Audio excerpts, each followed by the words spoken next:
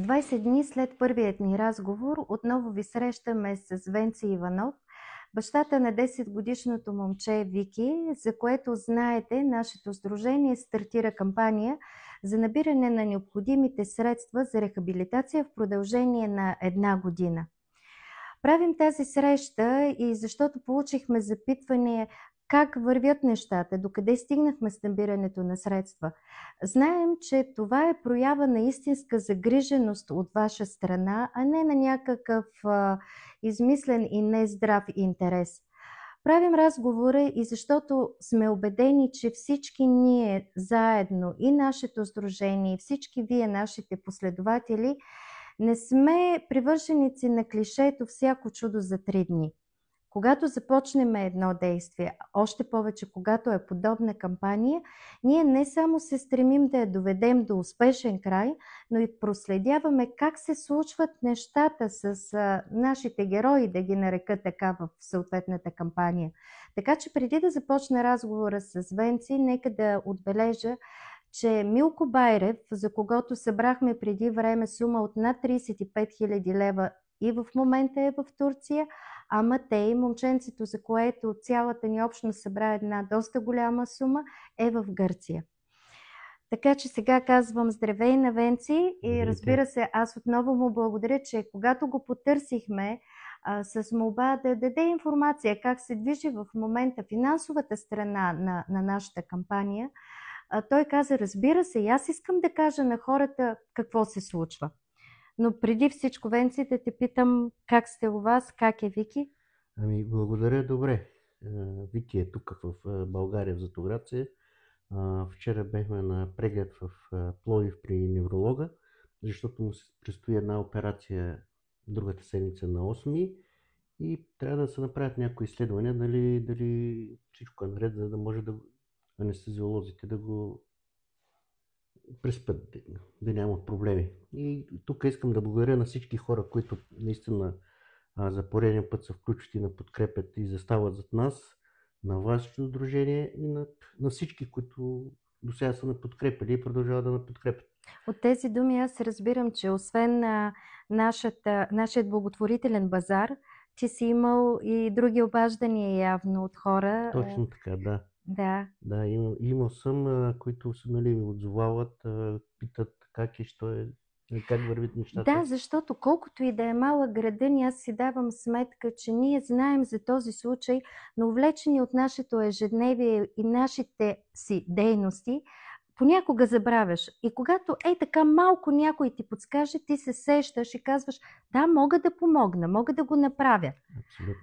Аз искам да ви споделя, скъпи приятели, един случай с една наша съгражданка, която ме видя на улицата, изкара от портмонето си листче, на което беше написала банковата сметка, имената на Вики, и ми казва, аз ще ида в банката и тук трябва да преведа пари. Казвам да, но това е само един пример за това, че ето, подсказваш на човека, че може да направи нещо. Да, мога да кажа, защото ние сме правили и други кампании, че тук златограчани, родопчани си остават едни от най-добрите хора, къде се казва, Да. защото... А ти миналия път сподели, че когато ходите на лечение, се срещаш с хора и от други краища на Точно, България, да. и те ти споделят за техните проблеми. Да, защото като направим ние кампания, защото те са постоянно в кампания, тия другите, а ние правим и като съберем парите, спираме. Да.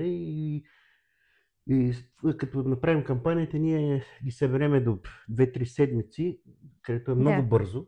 Да. И спираме. Те се очудват, колко бързо стават нещата, докато при тях малко по-трудно, но стават и при тях. Дай Боже да стават, въпреки че винаги си казваме, трябва да има други начини за подпомагане на подобни дечица и такива семейства. И сега основният ми въпрос, Венци, днес е наистина да ни кажеш, защото ние знаеме на нашия базар, след като получихме и дарение след приключване на базара от 200 лева, преведохме сумата от над 2500 лева.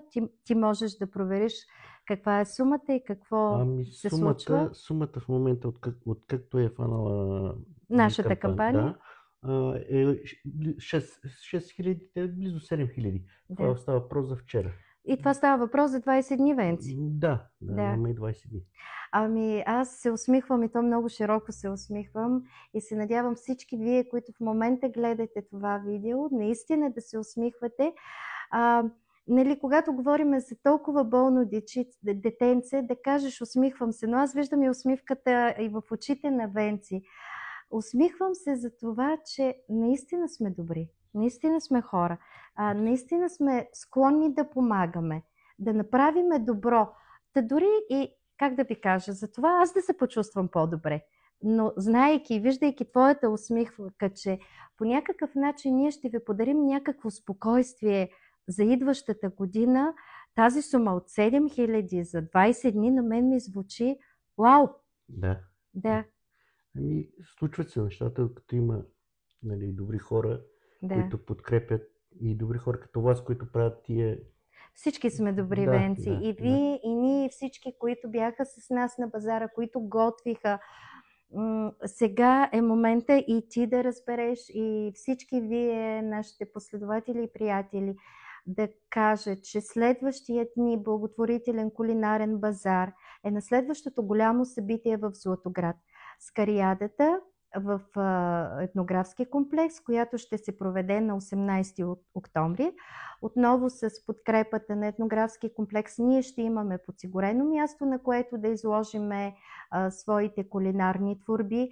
Аз моля всички вие, скъпи дами, които ни потърсихте след предишният пазар, с желание да се включите и да готвите, моля ви, свържете се с нас, за да уточним къде и кога ще събираме храната и след това ще я продаваме на базара.